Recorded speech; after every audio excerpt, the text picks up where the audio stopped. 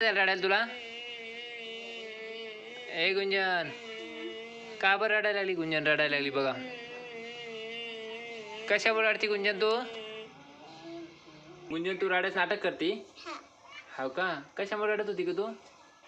कशामुळे रडत होती तू?